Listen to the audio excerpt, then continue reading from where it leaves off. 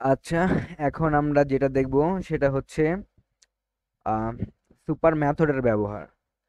তো একইভাবে আমরা গত ভিডিওর মতন এটার ব্যবহারও একই রকম। তো এখানে আমি একটি ক্লাস ক্রিয়েট করে রেখেছি এমপ্লয়ি নামের সুপার ক্লাস, আর এটা হচ্ছে সাব ক্লাস।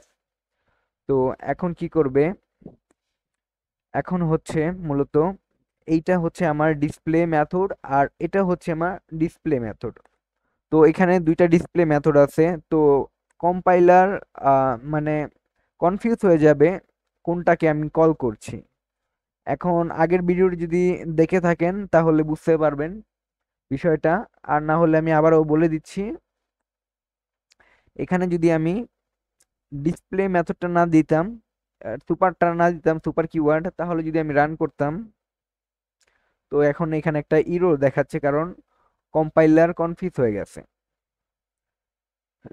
এর আগে যদি আমি সুপার দিয়ে দিই, তাহলে ও বুঝতে পারবে যে আমি এই সুপার ক্লাসের থেকে আমি সাব ক্লাসকে মানে এক্সটেন্ড করছি, যার কারণে আমার সুপার ক্লাসের মধ্যে যেই মেথডটা আছে সেটা হচ্ছে এখানে শো করে ফেলবে।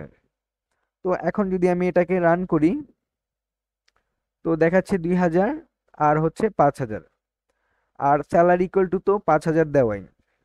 আর 5000 দেওয়ার কারণ হচ্ছে, কারণ এইটা হচ্ছে আমার, এখানে আমি এই যে গত ভিডিওতেই দেখাইছি যে এখানে আমি আহ, কোনো ভ্যারিয়েবলের মধ্যে সুপার কিওয়ার্ড। তো এখন যদি আমি এইখানে সুপার কিওয়ার্ডটা দিতাম SUPER, সুপার ডট স্যালারি, তাহলে আমার এটা প্রিন্ট করার কথা। তো আমি এখন প্রিন্ট করি, তো 2000 2000 দেখাচ্ছে। তো আমার তো এটা প্রিন্ট করার দরকার নাই, যেহেতু আমার এটা এমপ্লয়ি স্যালারি 2000 আর হচ্ছে ম্যানেজারের স্যালারি 5000। তো সেই কারণে আমি এখানে আমার কিওয়ার্ডটা ইউজ করার প্রয়োজন নাই। তো এখন রান করলে আমার ঠিকই দেখাবে। এখন হচ্ছে আমার স্যালারি দেখাচ্ছে 2000 এমপ্লয়িটা, আর হচ্ছে ম্যানেজারের স্যালারি 5000। সো এটা ছিল সুপার কিওয়ার্ড ইউজ করে মেথড ব্যবহার। তো ধন্যবাদ সবাইকে। ভিডিও ভালো লাগলে অবশ্যই লাইক করে যাবেন এবং চ্যানেলটি সাবস্ক্রাইব করে যাবেন।